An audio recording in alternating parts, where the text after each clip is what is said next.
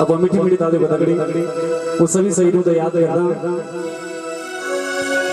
Border बट्टीजू बोड़नी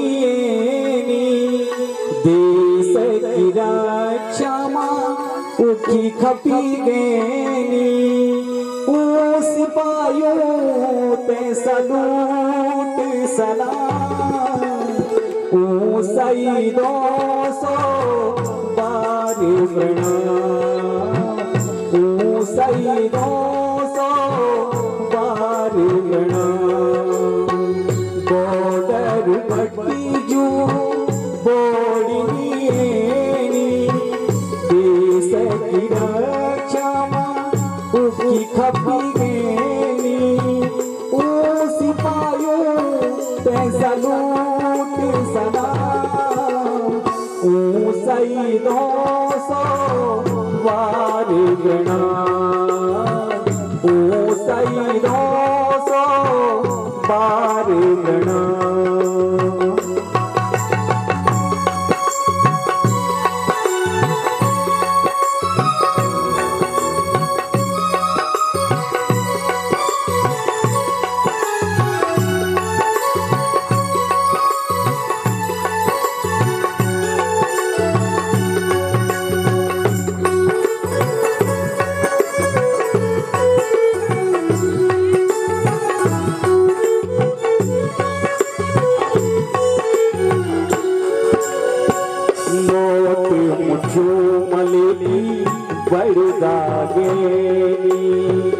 बैरों की छाती में चढ़ दागेनी मौत मुझूमल की बढ़ दागेनी बैरों की छाती में चढ़ दागेनी लेका धरा टीरी गेनी जोन जिगरों हरी घो फेरी जोन दुखदा घरों ते सलाम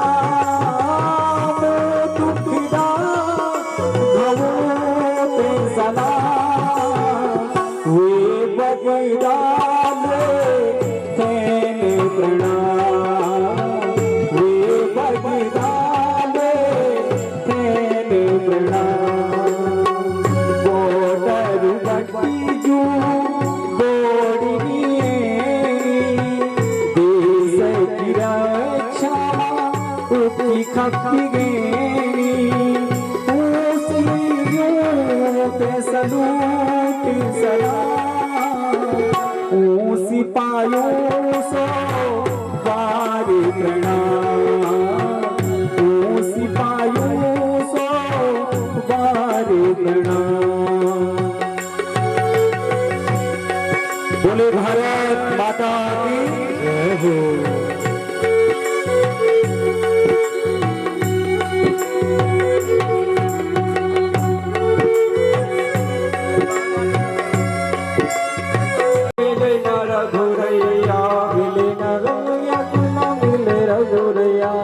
मिले तार से तार क्यों न मिले रघुरैया मिले तार से तार मिले रघुरैया मिले तार से तार क्यों न मिले रघुरैया मिले तार से तार मिले रघुरैया।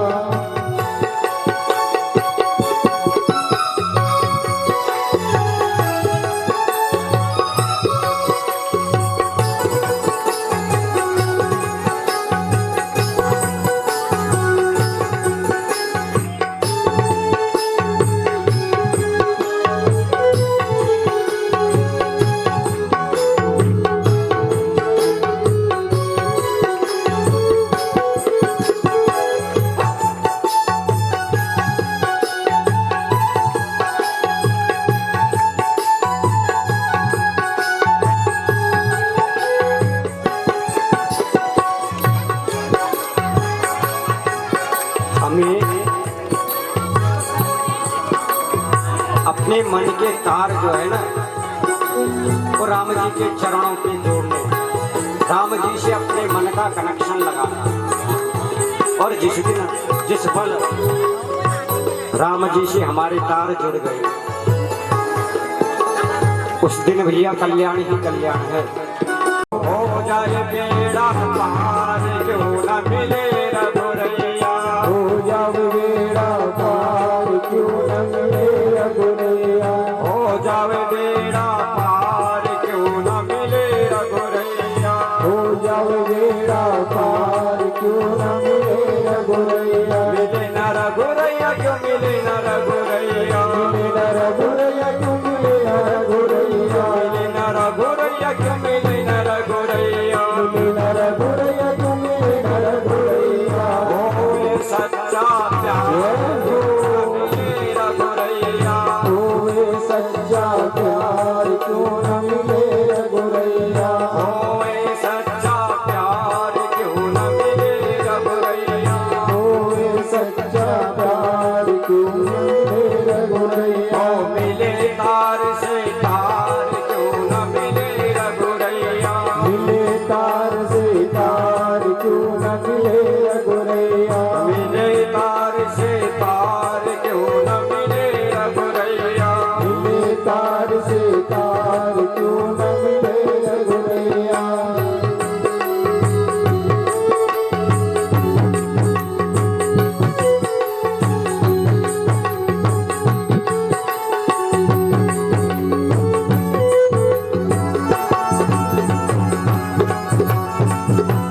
दोनों हाथ ऊपर करके जय श्री राम।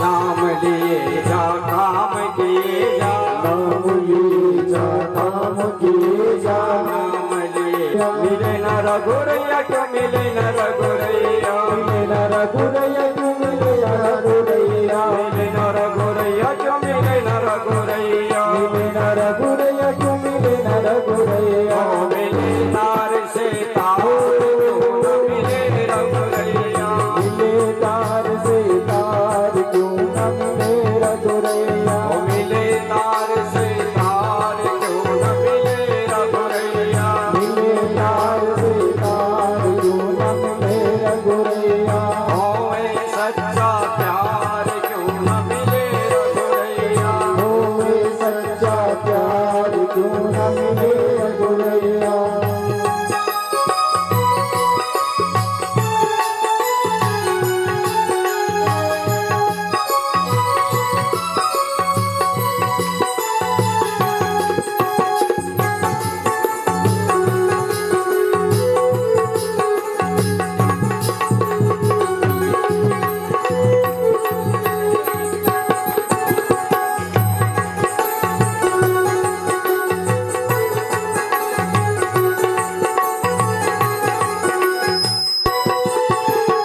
धनुष बाण पीताम्बर धारी, धनुष बाण पीताम्बर धारी, धनुष बाण पीताम्बर धारी, धनुष बाण पीताम्बर धारी, मोर मुकुट पीताम्बर धारी, मोर मुकुट पीताम्बर धारी, संग में श्री जानकी कुमारी, संग में सीता नंदी कुमारी, संग में श्री जानकी कुमारी, संग में सीता नंदी कुमारी, संग में श्री जानकी दुलारी, संग में श्री जानकी दुलारी, युगल रूप चित धार क्यों न मिले रघुरैया, युगल रूप निधान क्यों न मिले रघुरैया, युगल रूप चित धार क्यों न मिले रघुरैया, युगल रूप चितधार क्यों न मिले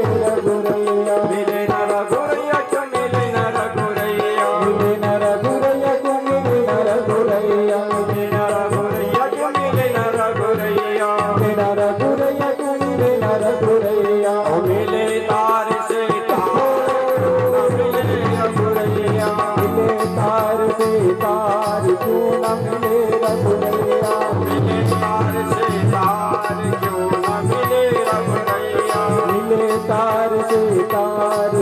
न मिले रघुरैया होवे सच्चा प्यार क्यों न मिले रघुरैया होवे सच्चा प्यार क्यों न मिले रघुरैया होवे सच्चा प्यार क्यों न मिले रघुरैया होवे सच्चा प्यार क्यों न मिले रघु श्रीमद् रामचरितमानस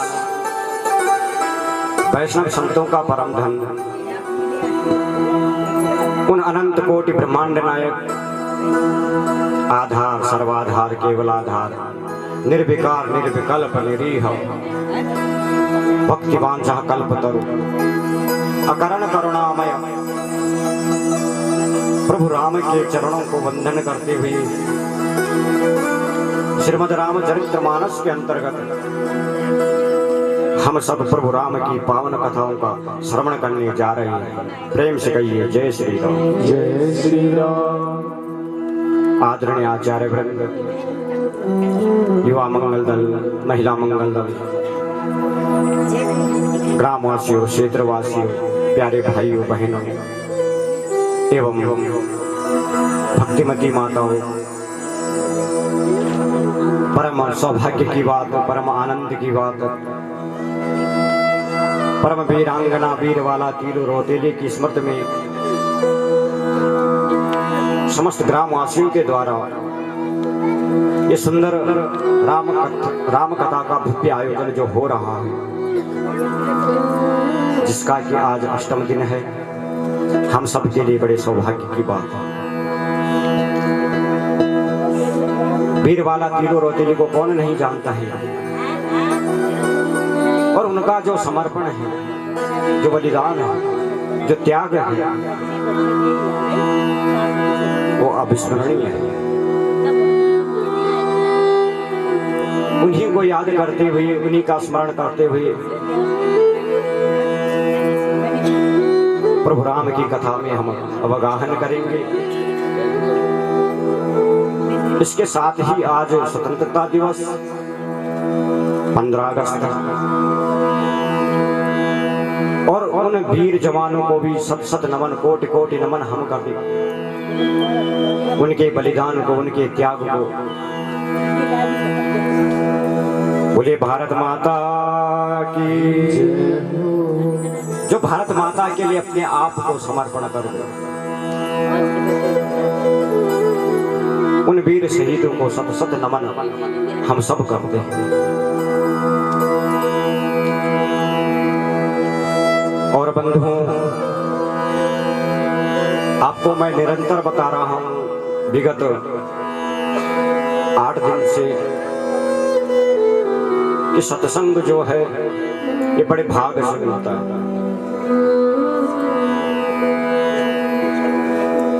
जन्मांतरे यदा पुण्य, जब जन्म जन्मांतर के पुण्यों का उदय होता है, एक जन्म के पुण्य नहीं है।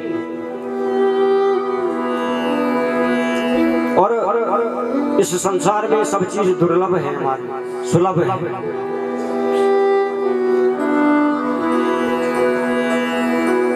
इस संसार की जितनी भी वस्तुएं हैं हम सब प्राप्त कर सकते हैं, सब सुलभ है। लेकिन दुर्लभ अगर है तो भगवत कथा और सत्संग।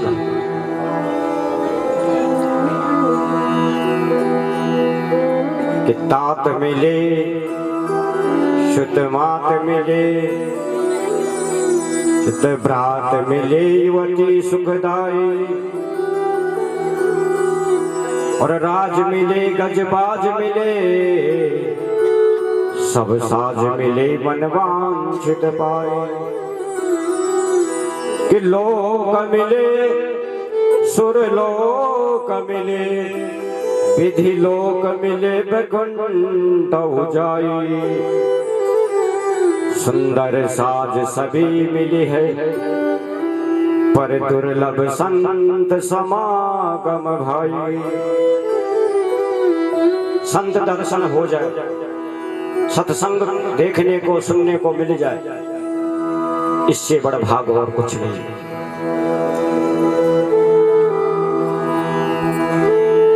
बड़ी सुंदर राम कथा चल रही है। आज 8 दिन हो गए।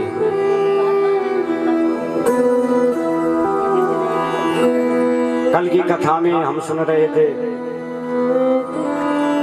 पिता की आज्ञा को लेकर के प्रभु राम वन को गए हैं। भरत जी महाराज आए हैं। भरत जी महाराज को बड़ी ग्लानि हुई अपने ऊपर। माता कैकेयी को खूब फटकार लगाई। राम दर्शन किए और राम जी की चरण पादुका ला करके सिंहासन पे विराजमान करते। और तब से भरत जी एक सन्यासी के रूप में, एक सन्यासी का जीवन 14 वर्ष तक जिया है। और भरत के ऐसे आदर्श जीवन को सुन करके हमें ये शिक्षा मिलती है, कभी भी भाई भाई के बीच में धन दौलत की दीवार खड़ी नहीं होनी चाहिए। जमीनी जायदाद की दीवार खड़ी नहीं होनी चाहिए। सबका परित्याग भरत ने कर दिया। भरत ये बता रहे हैं हमें,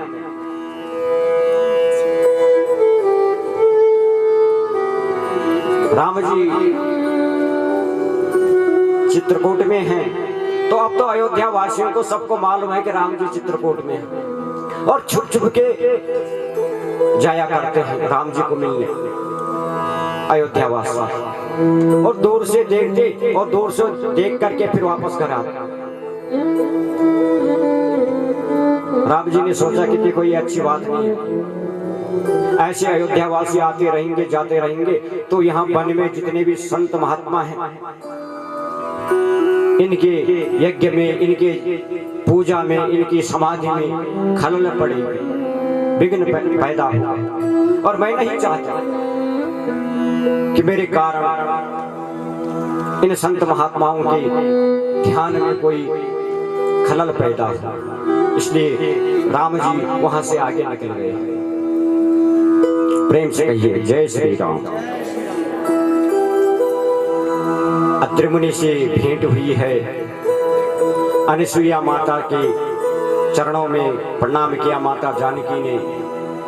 तो पतिव्रता धर्म का बड़ा सुंदर ज्ञान माता अनसुईया ने दिया और माता जानकी को पूरे आभूषण पहनाए और कहा, बेटी जो सुहागिन स्त्री है उसे कभी भी अपने आभूषण नहीं उतारने चाहिए, अपने आभूषण धारण करने चाहिए। सारे आभूषण माता अनसुईया ने पहनाए और आशीर्वाद दिया है कि जैसे माता पार्वती सदा सुहागिन है, बेटी ऐसी तू भी जन्म जन्मांतर तक सुहागिन बनी रहे। कहा, महाराज अब हम कहाँ रहे, किधर जाएं, किस मार्ग में जाए? तो कह दिया कि पंचवटी की तरफ चली जाइए। अब पंचवटी की तरफ जा रहे हैं प्रभु, तो मिला असुर विरागम। एक राक्षस है विराग नाम, ये बड़ा कामी है। और माता जानकी को देख करके ये माता जानकी की तरफ झुकता। तो प्रभु राम ने इसका कल्याण कर दिया। प्रेम से कहिए जय श्री राम। जय श्री राम। और थोड़ा और आगे गए तो यहाँ पे बड़े विलक्षण संत हैं सर्वंग ऋषि, जिनका पूरा जीवन बीत गया राम राम राम राम राम जपते जपते। जिनका शरीर का केवल हड्डियों का ढांचा ही ढांचा है, बस प्राण कंठ में है, एक पैर पे खड़े हो रखे, प्राण निकल ही जाते। लेकिन मुनि को मालूम चला कि मेरे राम जी तो इसी वन में है। भगवान राम ने सर्वंग मुनि को अपने दर्शन दिए, अपने हृदय से लगाया और कहा, मुनि यहाँ पे जो ये हड्डियों का पहाड़ है ना, बहुत बड़ा पहाड़ बना था हड्डियों का, ये ऐसा क्यों है? मुनि बोले महाराज प्रभु, दुष्ट रावण के अत्याचारों से संत महात्माओं को मारता है और उनको यहाँ फेंक देता है, और ये जितने भी संत हड्डियों का ये पहाड़ बना हुआ है, ये संत महात्माओं के ही हड्डियों का, इतने मार दिए उसको। तो राम जी को बड़ा दुख हुआ और थोड़ा क्रोध भी आ गया राम जी को कि दुष्ट रावण इतना अत्याचार कर रहा है, संत महात्माओं को मारता है, उनका वध कर देता है। तो अस कर जोग अग्नि तनु जारा, राम कृपा वैकुंठ सिधारा।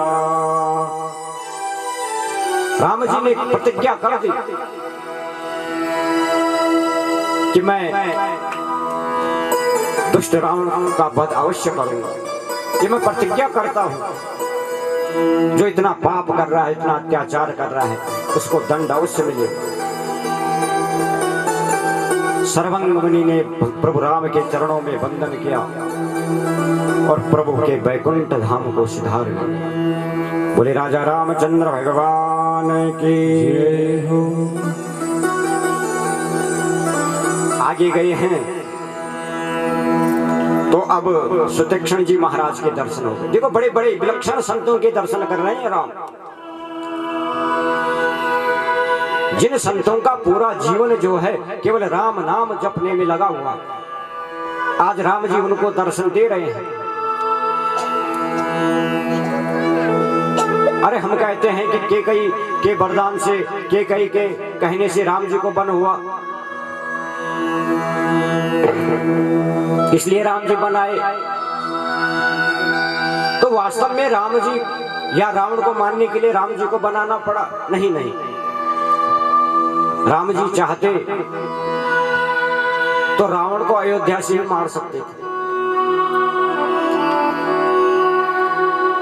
लेकिन इन्हीं संत महात्माओं के तप से, भक्ति से प्रभु को आना पड़ा। भक्त भगवान के पास नहीं जाता, भक्त के पास भगवान को स्वयं आना पड़ता। भक्त का काम है भक्ति,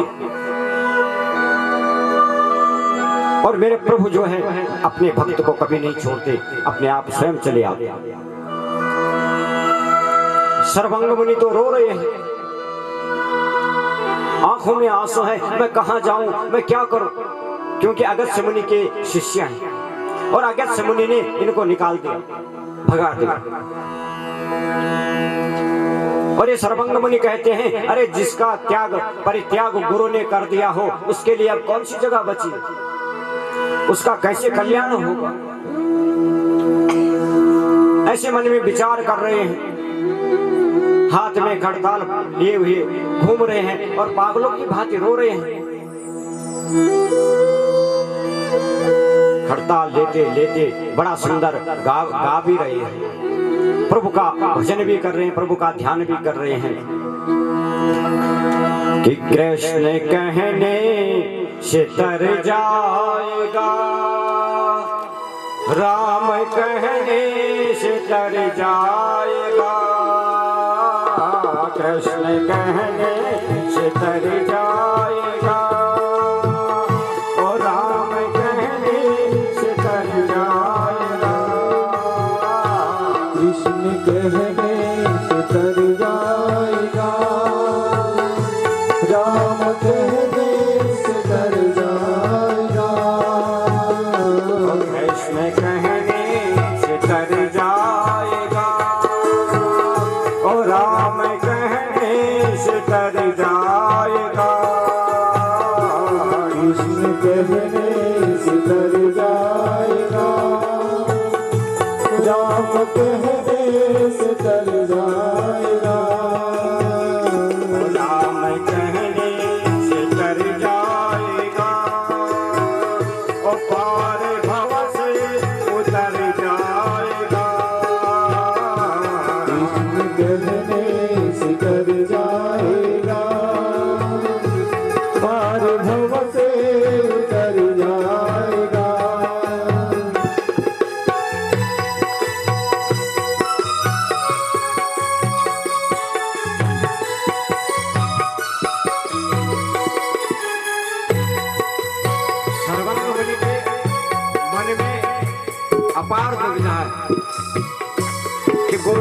का परित्याग कर दिया हो, अब उसका कल्याण होगा कैसे? अब उसका तो एक ही उपाय है, या तो राम नाम लेकर के या कृष्ण नाम लेकर के। इसलिए खड़ताल बजाते बजाते और आंखों से आंसू बह रहे निरंतर।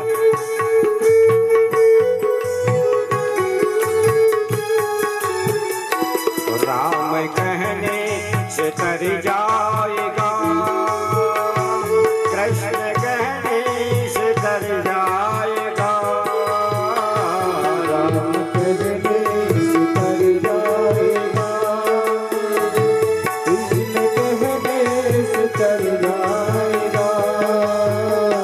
बड़ी मुश्किल से तन मिला, बड़ी मुश्किल से तन मिला, ओ बड़ी मुश्किल से तन मिला। बड़ी मुश्किल से ये तन मिला। और क्या पता ये किधर जाएगा, राम कहने से तर जाएगा, कृष्ण कहने से तर जाएगा। राम कहने से तर जाएगा, कृष्ण कहने से तर जाएगा। वो राम कहने से तर जाएगा, पार भव से उतर जाएगा। राम कहने से तर जाएगा, पार भव से उतर जाएगा।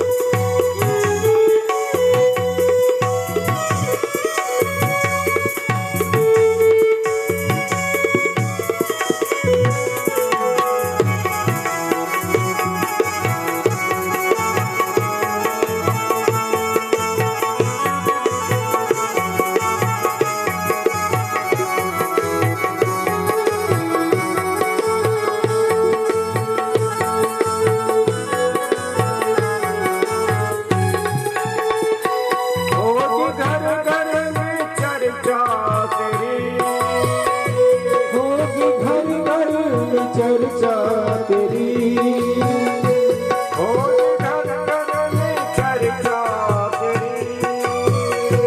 होगी घर घर में चर्चा तेरी। जिस गली से गुजर जाएगा, राम कहने ये हो जाएगा, कृष्ण कहने से तर जाएगा। राम कहने से तर जाएगा, वर भव से उतर जाएगा। राम कहने से तर जाएगा, वो पार भव से उतर जाएगा। राम कहने से तर जाएगा, पार भव से उतर जाएगा। कृष्ण कहने से तर जाएगा, पार भव से उतर जाएगा। राम कहने से तर जाएगा, पार भव से उतर जाएगा। एक बात और बता दो तुम्हें, ताली बजाने का। हाँ? ताली क्यों बजानी चाहिए और फायदा क्या होगा? देखो, आप किसी हस्तरेखा वाले के पास जाओगे ना हाथ दिखाने, वो देखेगा कि भैया तेरी तो जो है ना, ये शनि वाली रेखा बहुत लंबी हो रही है, राहु वाली रेखा बहुत लंबी हो रही है, थोड़ा कष्ट आने वाले हैं तेरे जीवन में। अब वही तुम यहाँ आकर के ताली बजाओगे और ताली बजा करके दूसरे दिन उसी के पास जाओगे, देखेगा बोला अरे ये तो कम हो गई राहु वाली, केतु वाली भी कम हो गई और तेरी भाग्य रेखा बढ़ने लगी है। इसलिए डालियों की सेवा करते रहिए ताकि हमारी शनि की रेखा जो है समाप्त हो जाए। तो कृष्ण कहने से तर जाएगा, राम कहने से तर जाएगा, कृष्ण कहने से तर जाएगा।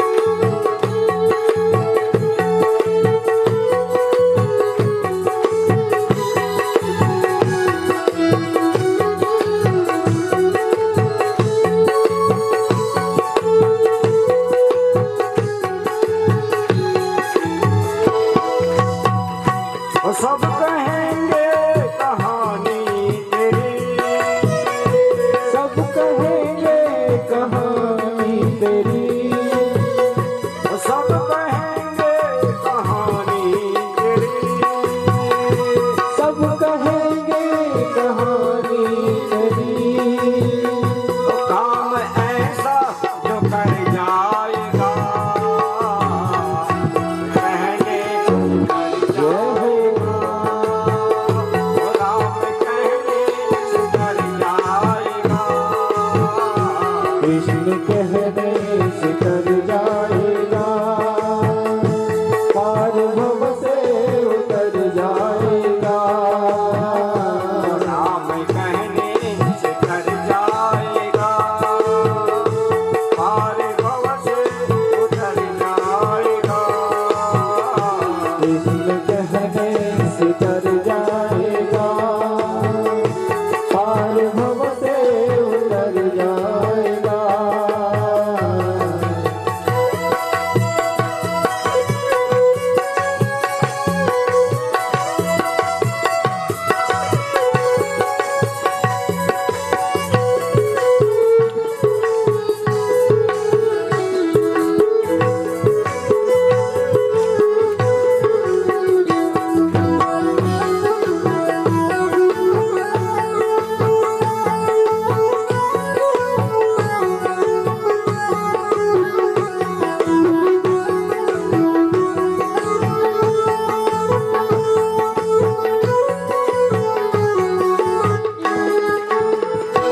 उसके आगे तो झोली फैला, उसके आगे तू झोली फैला। देखो एक बात होती है ना, हम लोग अपना दुख जो होता है ना, अपना क्लेश, वो हर किसी दूसरे के साथ शेयर करते हैं। संसारिक लोगों के साथ एक दूसरे से अपना दुख बताते हैं। एक बोलता है भैया मैं इतना दुखी हूँ, दूसरा बोलता है भैया तू तो इतना है, मैं तो तेरे से इतना दुखी हूँ। तो किसी को अपना दुख बताने की आवश्यकता नहीं। दुख बताना है तो उस प्रभु से बताओ। और जिस दिन उस प्रभु को तुमने अपना दुख बताना शुरू कर दिया ना, उस दिन वो तुम पे दुख आने ही नहीं देगा। उसके आगे तो झोली फैला, उसके आगे तू झोली फैला। ओ दाता झोली को भर जाएगा, राम कहने से तर जाएगा, पार भव से उतर जाएगा। कृष्ण कहने से तर जाएगा, पार भव से उतर जाएगा। कृष्ण कहने से तर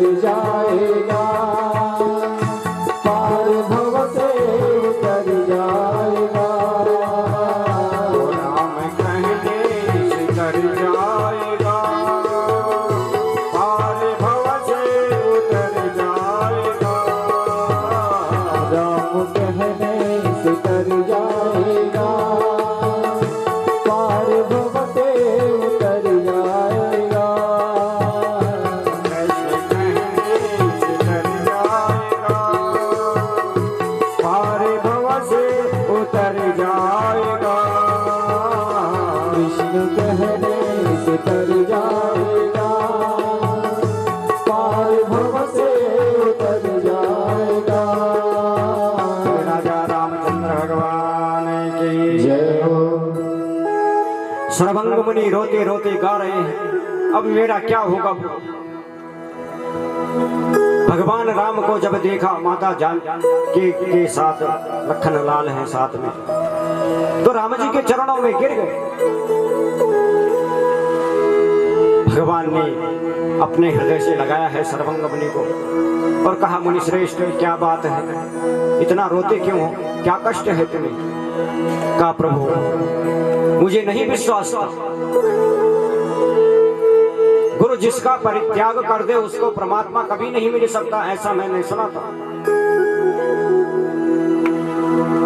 लेकिन प्रभु आपकी कितनी बड़ी कृपा मेरे ऊपर, क्या आपने स्वयं मेरे पास आकर के मुझे दर्शन दिए, मुझे हृदय से लगाया है।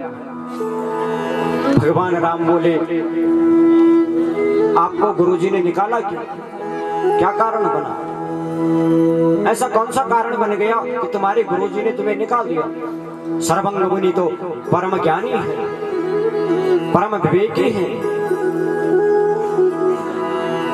ऐसी कौन सी परिस्थिति बन गई। कहा, प्रभु बस एक बार गुरुजी के लिए निमंत्रण आया था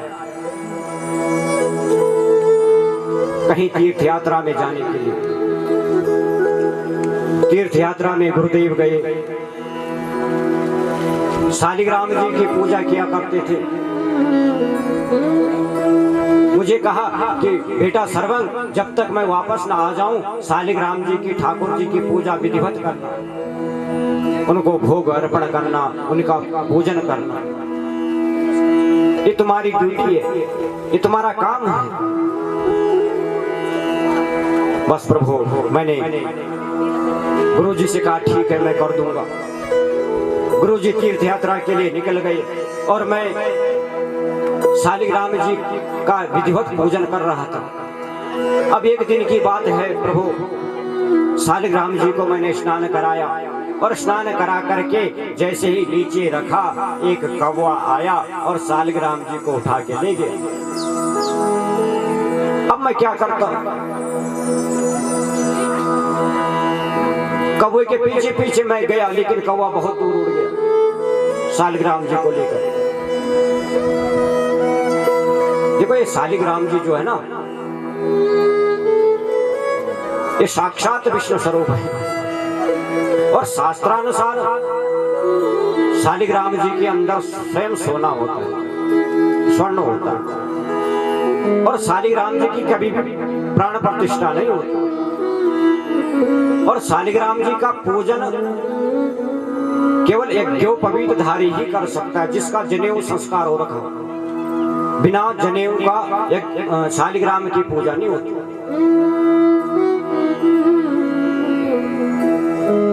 और यहाँ नहीं मिलता, गंडकी नदी में मिलती, नेपाल की तलहटी में जो नदी है।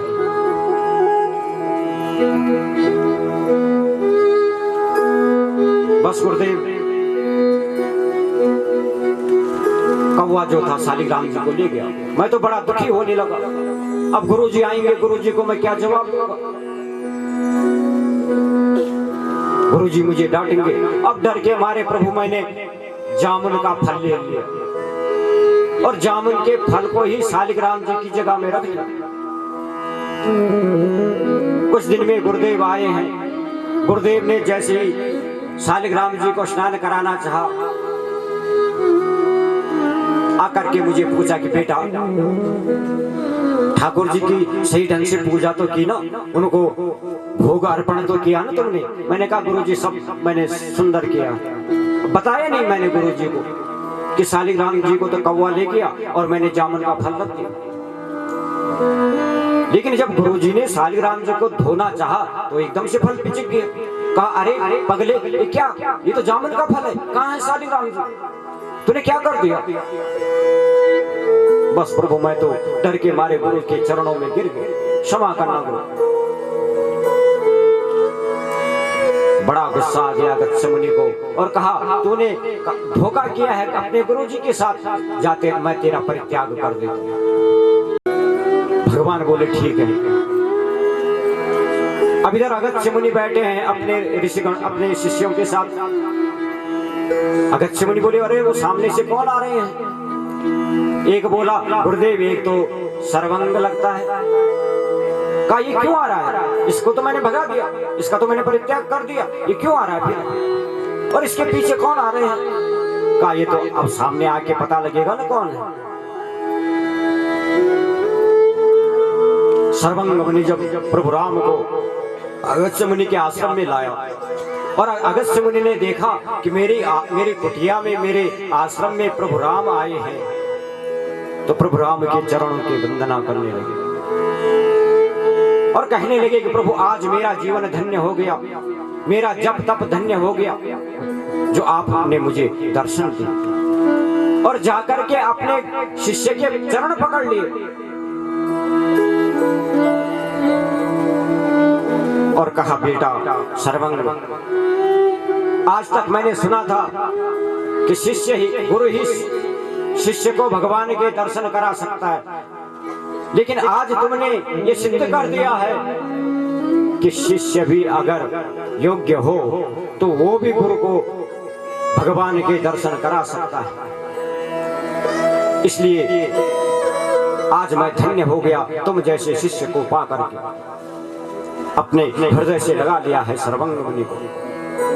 प्रेम से कहो जय श्री राम। जय श्री राम।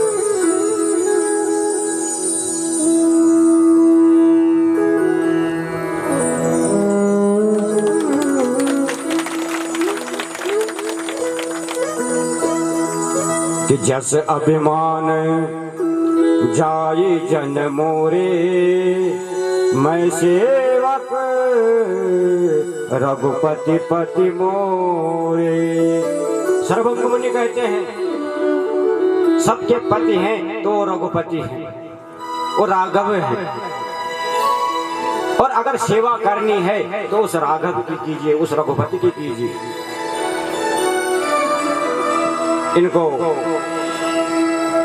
इनसे विदा लेकर के प्रभु अब आए हैं और गीधराज से मिले कि गीधराज से भेंट भई, बहुविधि नीति बढ़ाए, गोदावरी निकट प्रभु रहे परन ग्रह छाए। पंचवटी में सुंदर पर्णकुटी बनाई है और गिद्धराज से मिले हैं। जटाई थी ना, जो जटाई से पहले भी मिले राम जी, और जब परिचय हुआ जटाई ने पूछा कि आप लोग कौन हो? कहा, हे पक्षीराज, हम अयोध्या के महाराज दशरथ के पुत्र हैं, मेरा नाम राम है, ये मेरी पत्नी है और ये मेरा छोटा भैया है। तो गिद्धराज बोले कि महाराज दशरथ तो हमारे परम मित्र थे,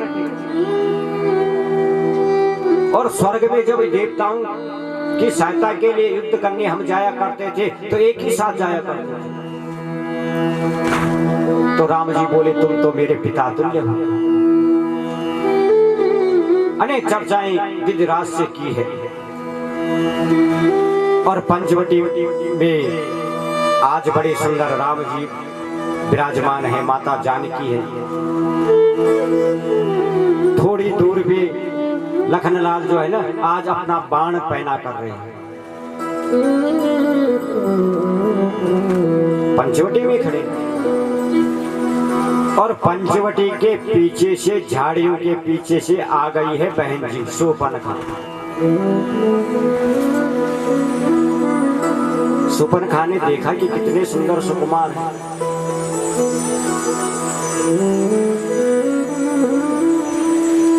तो इसने क्या किया, शूर्पणखा ने अपना वेश बदल दिया, अपना सुंदर वेश बना दिया। देखो ये तो राक्षसी है, रावण की बहन है। कि शूर्पणखा रावण की बहन, शूर्पणखा रावण की बहन, शूर्पणखा रावण की बहन, शूर्पणखा रावण की बहन, दुष्ट हृदय दारुण जस अहनी, दुष्ट हृदय दारुण जस अहनी,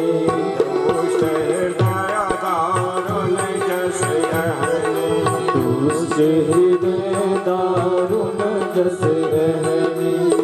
पंचवटी सो गई एक बारा, पंचवटी सो गई एक बारा, पंचवटी गई एक बारा, पंचवटी सो गई एक बारा। देखी विकल भजुगल कुमारा, देखी विकल भजुगल कुमारा, देखी विकल भजुगल कुमारा, देखी विकल भजुगल कुमारा। सूर्पनखा आ गई। सूर्पनखा रावण की बहन। थोड़ा मैं परिचय करा लूं सूर्पनखा से। सूर्पनखा कौन है? तो गोस्वामी जी तो लिख रहे हैं कि सूर्पनखा रावण की बहन है। आप सब जानते हैं रावण की बहन की। ये तो पहला परिचय है इसका। दूसरा परिचय है, ये विद्युत जिह्वा नाम के राक्षस की विधवा पत्नी है। इसकी शादी हो चुकी है विद्युत जिह्वा के साथ, और रावण ने ही उसका वध कर दिया था, मार दिया था। तब से ये विधवा ही है, छल से मार दिया था। अब सूर्पनखा को कहा कि देख ये गलती मुझसे हो गई, तो किसी की भी तरफ उंगली कर लेगी उसको तेरा पति बना दूंगा। इंद्र यम वरुण कुबेर, क्योंकि देवता लोग भी हाजिरी लगाते हैं रावण के यहाँ। तो जिसको बोल उसको मैं तेरा पति बना दूं। लेकिन सूर्पनखा ने ना किसी को पसंद नहीं किया। तो ये विद्युत जिह्वा की विधवा पत्नी। और तीसरा है सूर्प एव नखा यस्य सूर्पनखा। सूप जानते हो? सूप जान दो तो बाल जय का नाखून सुप जन लंबा के छी उस सूर्पनखा। जिसके हाथ के नाखून लंबे लंबे होते हैं ना, वो सूर्पनखा। मनुष्य के शरीर में, उसके शरीर के अंगों में उसके नाखून लंबे नहीं होने चाहिए। ये तो विज्ञान भी बताता है, नाखून बड़ी नहीं होनी चाहिए। और जिसके बड़े सूप जैसे नाखून होंगे, होता है ना लंबे लंबे नाखून किए होते, उस पे लाल पीला काला कलर पोत दिया जाता है, और बार बार उस हाथ को ऐसे दिखाते रहते नाखून। भाई लोग भी करते हैं, कभी कभी छोटी उंगली की लंबी नाखून कर देते, उसमें भी लाल पीला रंग डाल देते, उसको भी दिखाते रहते हैं बार बार। तो नाखून लंबे नहीं होने चाहिए। बढ़ानी है तो चोटी बढ़ाओ।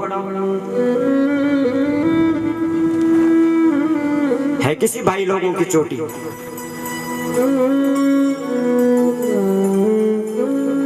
अरे हमारे हिंदू धर्म का प्रतीक है चोटी, है किसी के पास? धर्म की बात तो हम खूब करते रहते हैं। मुसलमानों ने ऐसा कर दिया, हिंदू ने ऐसा कर। मुसलमानों का तो अपना धर्म है, हमारा है चोटी किसी के पास? जनेऊ है किसी के पास? नहीं। हम तो नहीं इधर के न उधर के। तो बढ़ानी है तो चोटी बढ़ाओ। बाल काट देना चाहिए पहले। हाँ, स्त्री की तो जो श्रृंगार है ना, वो बाल है उसके। निकटन से बालों को मत खाओ, वो श्रृंगार है। और 16 श्रृंगारों में एक केश भी है स्त्री के लिए।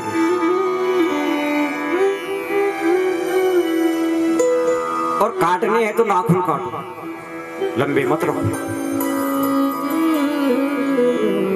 तो जिसके लंबे नाखून, ये समझो वो शूर्पणखा की भतीजी। प्रेम से कहो जय श्री राम। और जिसका लंबा नाखून, ये सोचो कि वो शूर्पणखा का भतीजा है। आज के बाद लंबे नाखून नहीं रखना, बिल्कुल नहीं।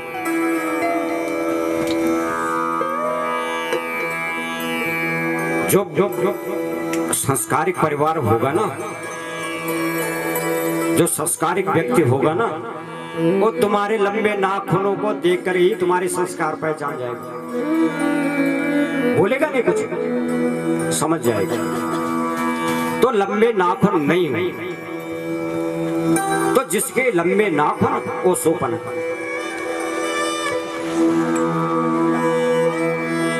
ये रावण की बहन है, अनेक विचार इसके मन में है। पंचवटी में आई है, राम जी की छवि देखी जब मोहित हो गए राम जी। बड़ी सुंदर सज धज के आई है राम जी के पास।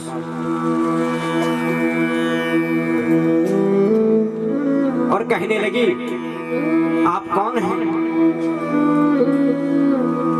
राम जी बोले, हम तो अयोध्या के महाराज दशरथ के पुत्र हैं। हमारा नाम राम है, ये जानकी है, ये लखन है। लेकिन आप कौन हैं देवी? और इस वन में ऐसा विचरण क्यों कर रही हैं आप? कहा, मैं लंका के राजा रावण की बहन हूं और अपने लिए पति ढूंढ रही हूं। सारी जगह ढूंढ लिया मैंने, लेकिन मुझे मेरा मन इच्छित पति नहीं मिल पा रहा। जैसा मैं चाहती हूँ वैसा पति मुझे नहीं मिल रहा है। अभी तक कुंवारी हूँ। झूठ बोल रही है, ये तो विधवा है पहले, लेकिन झूठ बोल रही है कि मैं अभी कुंवारी हूँ। तो राम जी बोले, फिर यहाँ क्या काम तुम्हारा? हाँ, तुम पति ढूंढ रही हो तो जाओ फिर आगे। तो शूर्पणखा कहने लगी कि रुचिर रूप धर प्रभु पह जाए, बोली बचन बहुत मुस्काई, बोली बचन बहुत मुस्काई। रुचिर रूप धर प्रभु पह जाए, रुचिर रूप धर प्रभु पह जाई, बोली बचन बहुत मुस्काई, बोली बचन बहुत मुस्काई। बोली मुस्कुरा मुस्कुरा करके, हंस हंस के बोल रही है।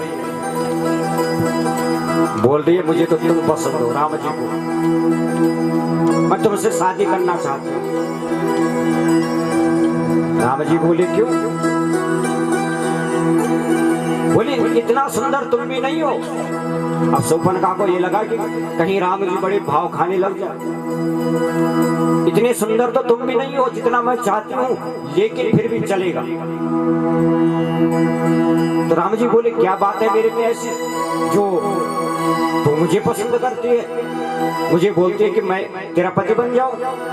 तो शूर्पणखा कहती है कि तुम समय पुरुष नमो समय नारी, तुम सब पुरुष नमो सब नारी, तुम समय पुरुष नमो समय नारी, तुम सब पुरुष नमो सब नारी।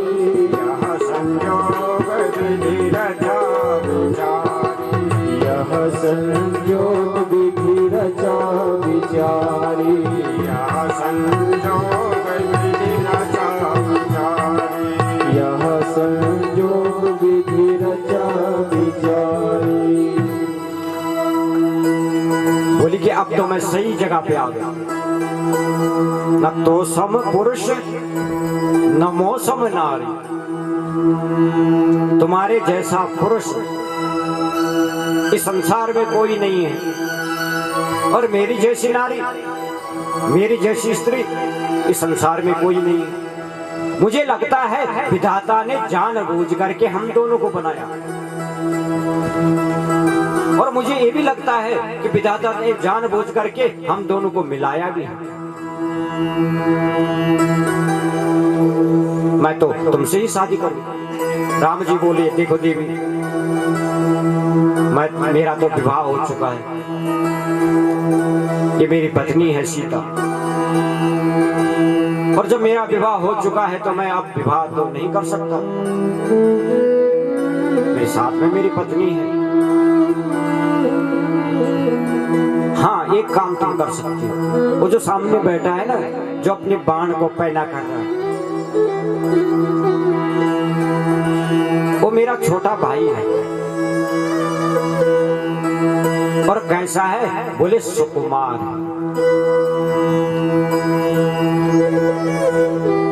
देखो, कुमार किसको बोलते हैं? जिसकी शादी नहीं होती, जिसकी शादी नहीं हुई होती। लेकिन लखन की तो शादी हो रखी है, लेकिन कभी कभी राम जी भी विनोद कर देते हैं ना, मजाक कर देते हैं, कहा देवी उनके पास चले जाओ। और जो कैसे हैं, कुंवारे हैं, अभी हो सकता है वो तुम्हारी बात मान ले। अब शूर्पणखा जो है फिर से लक्ष्मण जी के पास है। लक्ष्मण जी बोले देवी आप कौन हैं? कहा मैं लंका के राजा रावण की बहन है। उस सांवले के पास गई थी, लेकिन सांवला है और सांवले मुझे पसंद नहीं। तुम गोरे हो, तुम मुझे बहुत पसंद हो, मैं तुमसे शादी करना चाहती हूँ, मैं तुमसे विवाह करना चाहती हूँ। लक्ष्मण जी बोले कि सुंदरी सुनो मैं उनका दासा, सुंदरी सुनो मैं उनका दासा, सुंदरी सुनो कर दो दासा, सुंदरी सुनो मैं उनका दासा, पराधीन नहीं तोरे पराधीन नहीं तोरे सुभाषा, प्रभु समर्थ कौशलपुर राजू, प्रभु समर्थ कौशलपुर राजू, प्रभु समर्थ कौशलपुर राजू, प्रभु समर्थ कौशलपुर राजू, कछु भरहि सब जागा, जो कछु भरहि नहीं सब राजू। सुंदरी सुनो मैं उनकर दास। अरे देवी तुम गलत जगह आ गई हो। तुम्हें मालूम है जिनके पास से तुम आई हो ना, मैं तो उनका दास हूं, सेवक हूं, और मुझसे तुम शादी करोगी, और अगर मुझसे शादी करोगी तो दास की पत्नी दासी दासी बन के रह जाओगी, और जिनको तू कह रही है सांवला है, वो तो मेरे स्वामी है।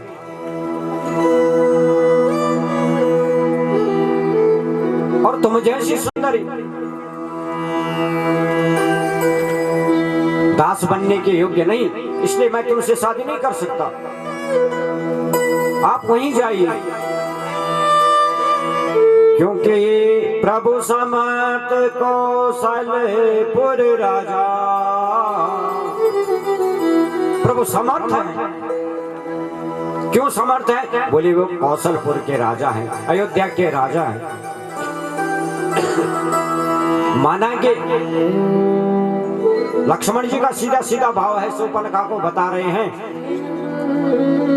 कि राम जी की एक शादी हो गई तो कौन सी बड़ी बात हो गई, अयोध्या के राजा हैं। अरे पिताजी की 3-3 रानियां थी, तो राम जी 2 रानियां तो रख सकते हैं, इसलिए वहीं जाओ, समर्थ है और वहीं जाके तुम्हारा काम बन सकता है। देवी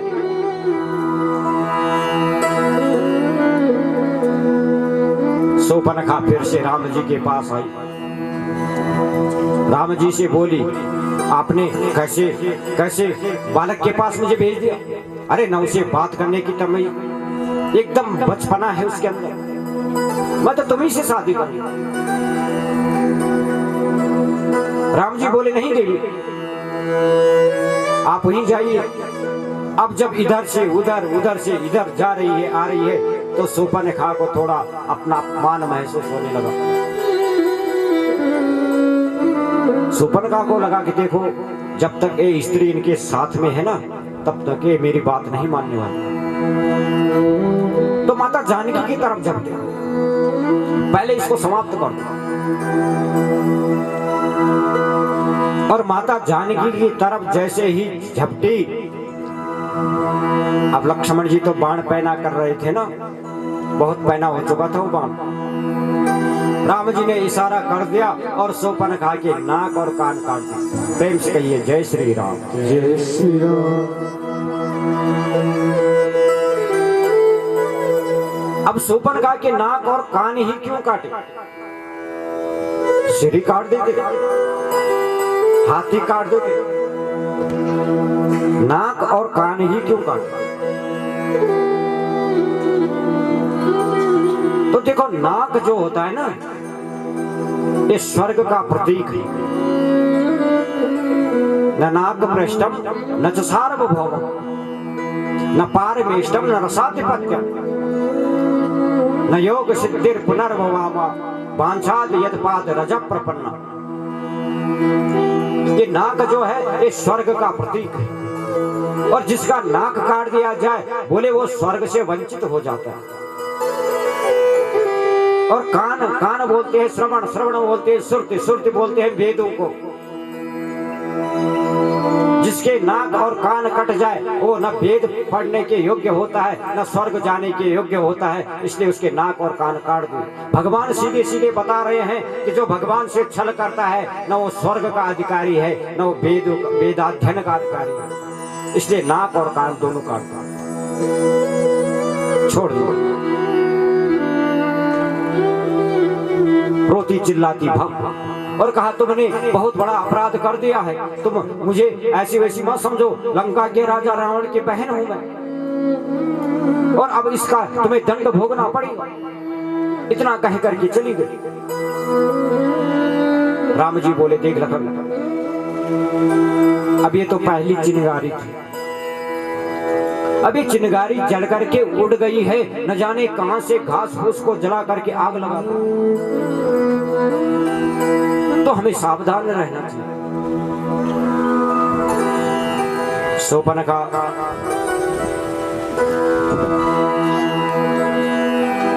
गई है खरदूषण के पास, जो कैसे हैं, रावण के जैसे बलवान है। खरदूषण, तिरसरा आदि राक्षस, बहुत बड़ी इनकी सेना है। इधर माता जानकी से राम जी बोले कि सुनहु प्रिया रुचिर सुशीला, मैं कछु करहि ललित नर लीला। देवी जानकी, अब मैं तुम्हें अग्नि में प्रवेश करा रहा हूं, क्योंकि मैं अब यहां से कोई नर लीला करने जा रहा हूं, और जिस लीला में तुम्हारा सदैव मेरे साथ रहना ठीक नहीं। तुम अग्नि में प्रवेश करो और तुम्हारी जो छाया है वो मेरे साथ रहेगी, कि तुम पावक महु करहु निवासा, जय लगी करो निशाचर नाशा। जब तक मैं उन दुष्टों का उन निशाचरों का नाश न कर दूं, उन दुष्टों को न मार दूं, समाप्त न कर दूं, तब तक तुम अग्नि में प्रवेश कर लो, अग्नि में वास करो।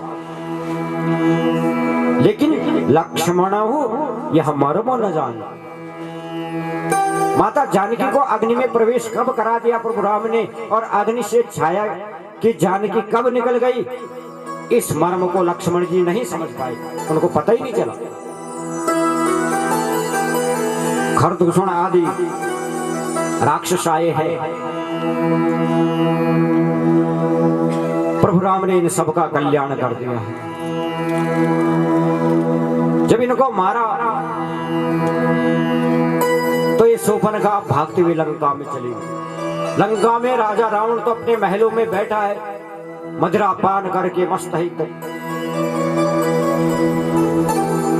जाते ही शूर्पणखा ने डांट लगाई रावण को, अपने आप को त्रिलोकी विजयी बोलता है, अपने आप को बड़ा बलवान बोलता है, तुम्हें नहीं मालूम? अरे दो साधारण वनवासियों ने तुम्हारे बहन के नाक और कान काट दिए, और नाक काटने का मतलब है तुम्हारी इज्जत खत्म हो गई, तुम्हारा मान सम्मान खत्म हो गया। रावण एकदम से खड़ा हुआ और कहा, ये किसने किया तेरे साथ? पंचवटी में गई थी, अयोध्या के राजा दशरथ के बेटे हैं राम लक्ष्मण, उनके साथ उनकी पत्नी भी है। मैं जब उधर से विचरण कर रही थी तो मुझे देख करके दोनों मुझ पर मोहित हो गए और मुझसे जबरदस्ती कहने लगे कि तू हमसे शादी कर ले। झूठ बोल रही है, देखो।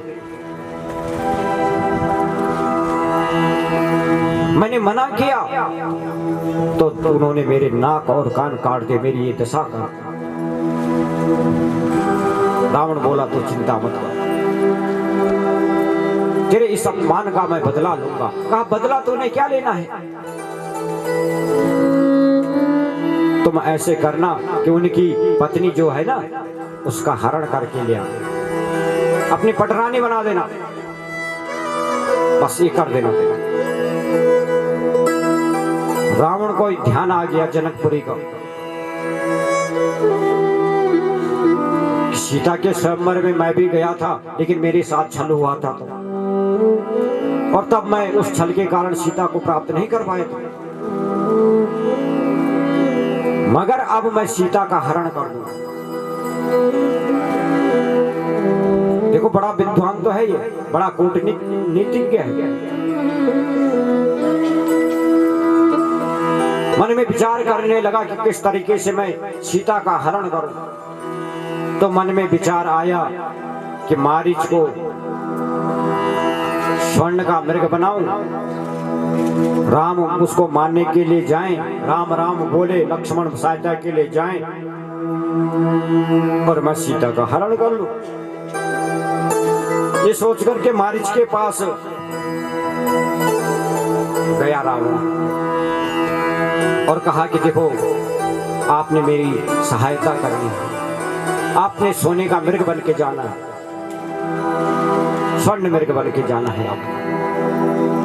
और स्वर्ण मृग बन के जब आप जाओगे तो अवश्य ही सीता तुम्हारे इस वर्ण पे, इस स्वरूप पे मोहित हो जाएगी और जिद करेगी राम से। देखो, जैसे ही राम तुम्हारे पीछे पीछे आएगा तुम भाग जाना, हाथ मत आना, और जब तुम पे बाण लग जाए या तुम्हें मार दे तो हा लखन करके ऐसे पुकार। सब समझा दिया रावण ने। मारीच मना करने लगा, बोला नहीं महाराज, ऐसे ये राम साधारण नहीं है। अरे जिसने खरदूषण को मार दिया, जो खरदूषण तुम्हारे जैसे बलवान थे, इनको कोई साधारण व्यक्ति नहीं मार सकता था। महाराज, आप आग में हाथ डालने का प्रयत्न मत कीजिए, वरना तुम्हारा हाथ जल जाएगा। मुझे मालूम है ना, ताड़का वन में राम ने मुझे एक बाण मारा था, यह लंका में आके गिरा था, और तब से मुझे चारों दिशाओं में राम ही राम नजर आता। ये कोई साधारण नहीं है। और जहां तक शूर्पणखा की बात है, शूर्पणखा की बात सत्य नहीं हो सकती। रावण एकदम क्रोधित हो गया और कहा, पहली बार मैं तुझसे कुछ सहायता के लिए आया हूं और तुम मना कर रही हो। अब तुम्हारे पास दो ही रास्ते हैं, या तो मेरी बात मान जाओ या तो मरने के लिए तैयार हो जाओ। अपने खड्ग से मैं अभी तुम्हारे सर को अलग कर देता, तो ये है कि प्रभु के हाथों ही मरूंगा, भगवान के हाथों से मरूंगा तो मेरा कल्याण हो जाएगा, इस दुष्ट के हाथों से मरूंगा तो अधोगति को प्राप्त होगा। तो कहा ठीक है, आप जैसा बोले। अब मन में विचार कर रहा है मारीच। देखो भगवान के एक बाण लगने से ही मारीच की सद्बुद्धि हो गई थी। तब से राम भक्त बन गया था ये। अब चलते चलते राम जी की गुणानुवाद कर रहा है कि निज परम प्रीतम लोचन सुफल कर सुख पाइयो, श्री सहित अनुज समेत कृपा पेप पद मन लाइयो, निर्वाक दायक क्रोध जाकर भगति अवस बसातहि, निज पावन सर संधान सो मोहि बदई सुख सागर हरि। श्रीपति के दर्शन मैं आज करूंगा, और आज मैं केवल राम के नहीं, राम की माया रूपी जानकी के भी दर्शन करूंगा। जिन राम की भ्रुकुटी सीधे से संसार जो है यह अवतरित होता है। प्रभु थोड़ा सा मुस्कुरा दे, जिन प्रभु के मुस्कुराने से संसार का पालन होता है, और जिनकी भ्रुकुटी टेढ़ी हो जाए, भ्रुकुटी टेढ़ी से पूरे संसार का प्रलय हो जाता है, ऐसे प्रभु के मैं दर्शन करूंगा। जिनकी माया से पूरा संसार मोहित होता है, जिनकी माया में पूरा संसार मोहित होकर के इस संसार रूपी माया मोह में फंस जाता है, ऐसी माया रूपी जगत जननी माता जानकी के मुझे दर्शन होंगे। और जो साक्षात शेष अवतार लखन है, जिन्होंने पूरे ब्रह्मांड के भार को संभाल के रखा है, ऐसे शेष अवतार लखन के मुझे दर्शन होंगे। ऐसा सोच करके कि मारीच आ रहा है, पंचवटी में आया, सोने का मृग बन गया। अब सोने का मृग बना तो कभी माता जानकी के पास आता, और माता जानकी जैसे पकड़ने का प्रयत्न करती, भाग जाती। थोड़ी दूर भाग करके और फिर से माता जानकी के पास आता और फिर भाग जाता। उसका ये रूप देख करके माता जानकी तो एकदम मोहित हो गई। राम जी से बोली कि स्वामी आप ऐसा कीजिए, इस मृग को पकड़ लीजिए। राम जी बोले इसको पकड़ कर तो करेगी क्या? माता जानकी बोली कि देखो इस वन में थोड़ा मन नहीं लगता ना, तो इसके साथ थोड़ा मन बहल जाएगा, ये मेरे साथ खेलेगा, इसको मैं घास खिलाऊंगी। लक्ष्मण ने तो पहले ही मना कर दिया था, कहा ये कोई मृग वर्ग नहीं है, ये राक्षस जो है बड़े मायावी हैं, राक्षसों की माया है। अरे संसार में कोई भी सोने का मृग हुआ ही नहीं, तो ये कहां से आ गया?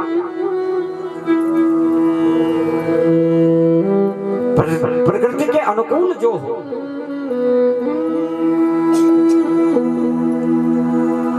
लक्ष्मण ने तो मना कर दिया एकदम। राम जी बोले अगर मैं पकड़ न पाऊं इसको तो। माता जानकी बोली पकड़ न पाओ तो इसकी मृगशाला ही सही, इतना सुंदर है, और अगर पकड़ लोगे तो इसको मैं जब अयोध्या जाएंगे ना अपने साथ ले जाऊंगा, और वहां अयोध्या वासियों को दिखाऊंगी कि हमें इतना सुंदर मृग वहां मिला। अब राम जी ने अपना धनुष बाण उठाया, इस मृग के पीछे जाने लगे। माता जानकी बड़ी मोहित हो रही है और राम जी से कहती है